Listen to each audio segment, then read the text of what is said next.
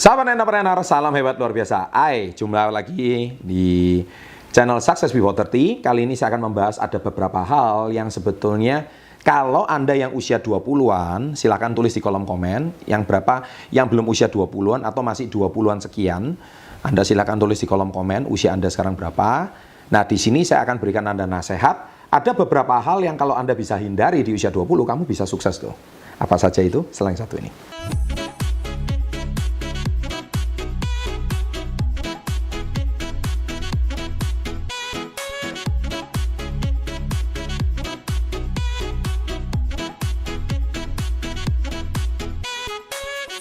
Nah, jadi sahabat entrepreneur, sebetulnya orang sukses tidak akan melakukan 5 hal ini di waktu mereka usia 20-an. Saya sendiri juga pernah usia 20-an ya. Saya juga waktu usia 18, 19 itu saya juga sudah sibuk kuliah, saya juga sudah sibuk berbisnis. Artinya saya juga tidak sempat melakukan 5 hal ini. Tapi saya percaya 5 hal ini kebanyakan dilakukan oleh orang-orang teman-teman seusia kalian. Bagi mereka yang belum berbisnis dan memikirkan masa depannya.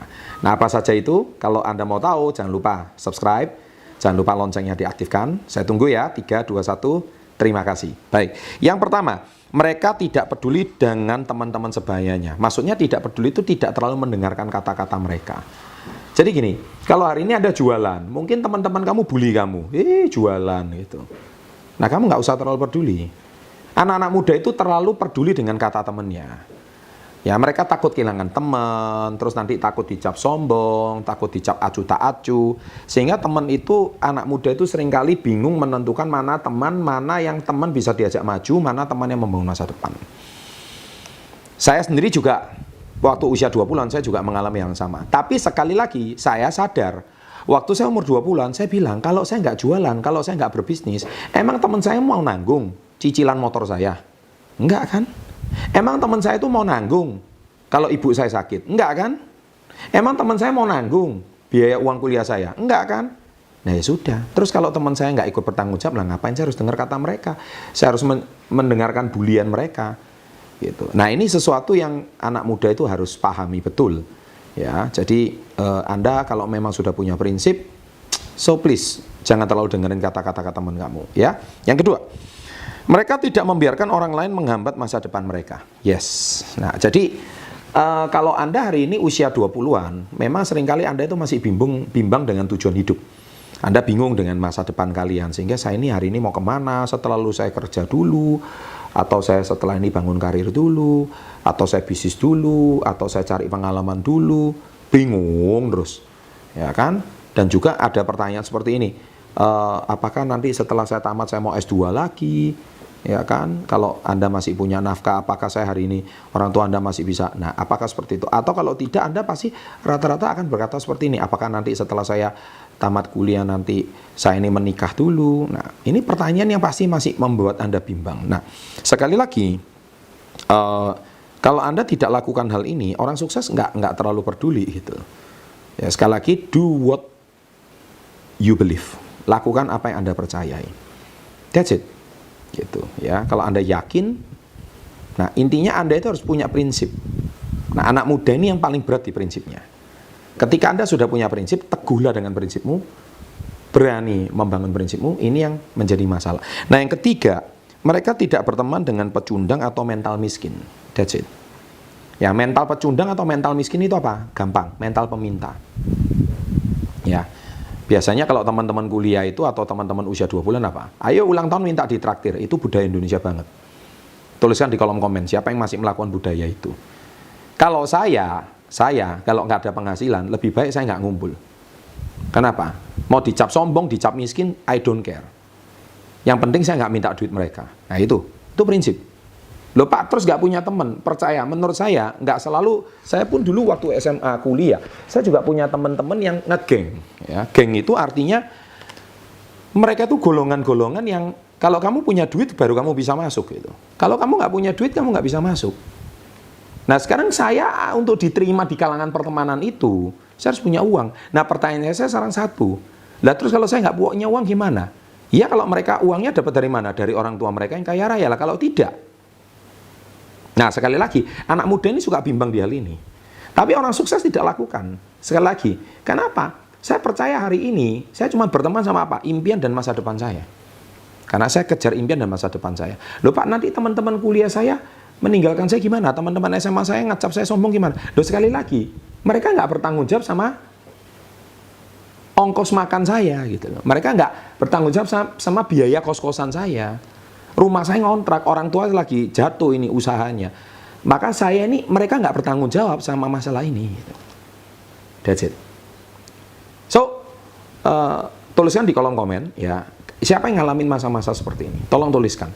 Kebimbangan-kebimbangan seperti ini, itu jangan dibiarkan membabi buta. Maka seumur hidup, kalian tidak akan pernah bisa punya satu prinsip untuk membangun kesuksesan.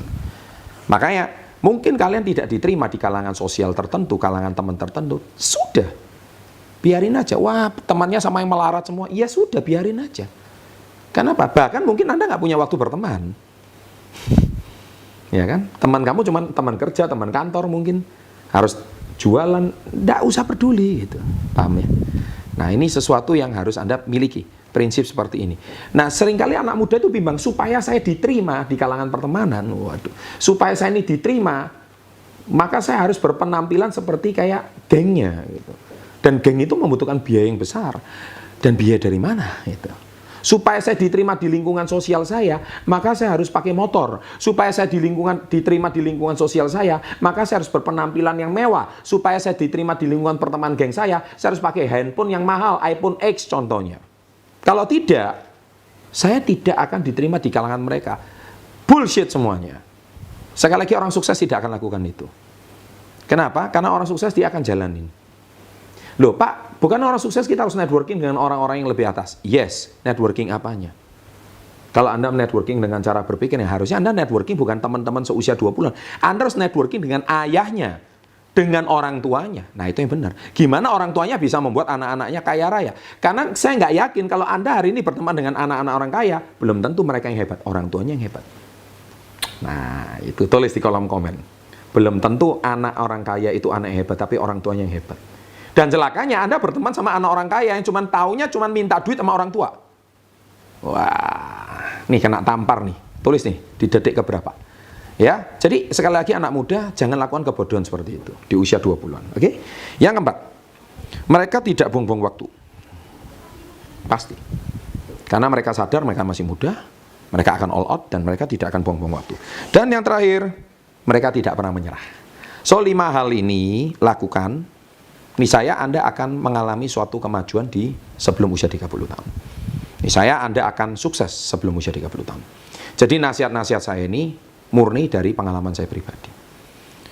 Saya hari ini, bagi teman-teman kuliah saya yang nonton channel saya mohon maaf, kalau waktu kuliah dulu saya nggak banyak berkumpul sama kalian. Nah ini saya bikin pengakuan dosa ini ya teman-teman. Karena saya sedang membangun karir dan masa depan saya. I'm sorry about that. Ya. Tapi hasilnya Anda bisa lihat 20 tahun kemudian gitu. Ya, saya nggak pernah pinjam duit sama teman saya 1 rupiah pun. Gitu, ya kan? Teman saya yang saya pernah pinjemin duit ngaku deh, kayaknya nggak pernah deh. Ya kan? Karena saya nggak mau merepotin mereka gitu. Tapi duit teman kuliah yang pinjam duit saya banyak gitu. Balikin atau enggak saya sudah lupa ya, zaman dulu ya, saya udah lupa banget. Tapi intinya saya nggak pernah. Gitu, ya. Karena saya punya prinsip, saya nggak mau repotin siapa-siapa. So if you have a principle like this, kalau kamu punya prinsip seperti ini, you will be success. Tuh nasihat saya sebelum usia 30 tahun. Thank you. Jangan lupa subscribe, loncengnya diaktifkan. Demikian video kali ini saya buat.